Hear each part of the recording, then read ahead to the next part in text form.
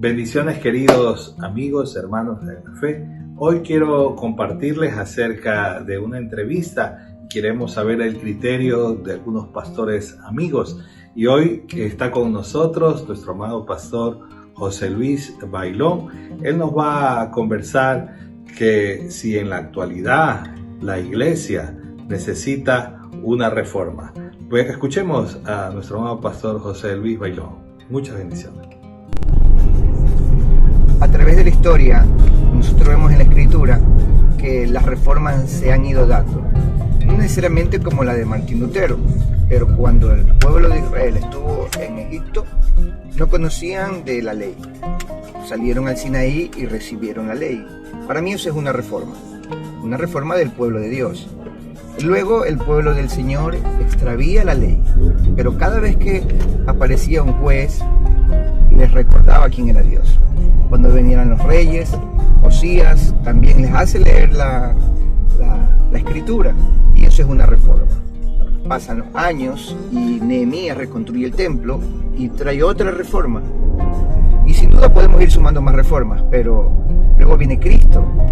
Cristo, existía un esquema religioso, pero Él trae la reforma de la ley misma. No que la ley había fallado en sí misma, sino en el corazón de los hombres que administraban la ley.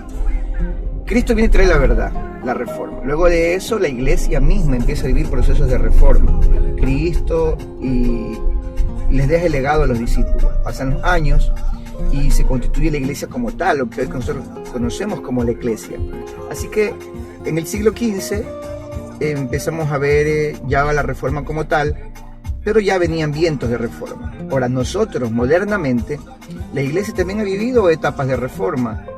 Vimos movimientos que fueron trayendo reformadores a su manera, ¿no? Lo mismo que ocurrió en Azusa, lo mismo que ha venido ocurriendo todo este tiempo.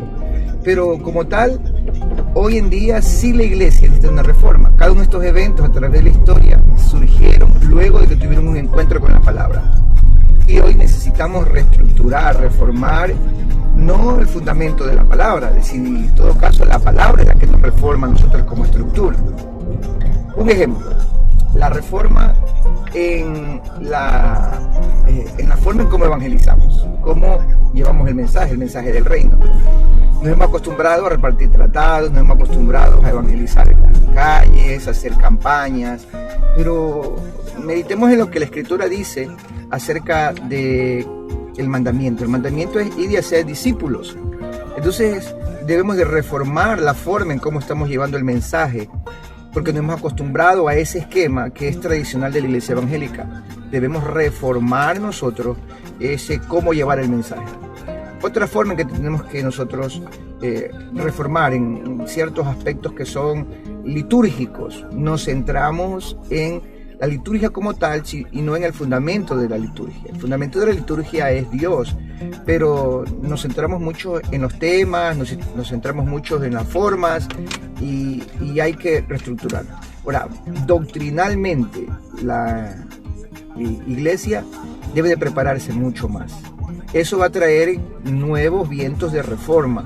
La iglesia preparada, la iglesia que discipula, la iglesia que forma a su gente. De hecho, los matrimonios y los hogares, hoy en día, en la iglesia se basta solamente con dar predicaciones de matrimonio, cuando deberíamos ser más formativos en los procesos de infancia, adolescencia, juventud, matrimonio y los mismos crianzas de los hijos. Deberíamos ser más formativos, la iglesia debe ser más influyente en lo que hacemos. Nuestra cosmovisión debería ser reformada con respecto a cómo vemos la sociedad, la participación de la iglesia dentro de la sociedad. Deberíamos reestructurarnos, una reforma no al núcleo que es la Escritura, sino que esta ocasiona en nosotros reforma. Hay muchos aspectos que ya con el pasar de los años se han vuelto más tradicionales de la iglesia evangélica, y la iglesia evangélica se ha llenado de tradiciones. Entonces, para mí sí, nosotros necesitamos vivir reforma y ser reformados constantemente, pero hay que hacer unas reformas que parametricen rotundamente nuestros esquemas, los esquemas litúrgicos, los esquemas formativos, y eso lo trae la palabra de Dios. Lo que pasó con Martín Lutero en la Reforma fue que él empezó a evidenciar lo que la palabra de Dios decía, contrastándolo con la obra de la Iglesia. La Iglesia tenía su estructura y Martín Lutero no quería cambiar la Iglesia, no quería salirse de la Iglesia católica. Martín Lutero quería que se viviese lo que realmente la Escritura decía. Y eso trajo a la luz, eso fue el inicio de lo que terminaría siendo la Iglesia protestante en relación a estos vientos de reforma. Ahora queremos escuchar a nuestro amado pastor Timoteo Guerrero. Él es hijo del primer pastor de la Iglesia Bautista en el Ecuador. Queremos escucharlo. Adelante, amado pastor Timoteo Guerrero. No cabe un cambio en lo que hasta ahora se ha presenciado con las generaciones. Más yo creo que sería reafirmar lo que dijo Lutero: solo la Biblia, y ella es la que nos tiene que guiar.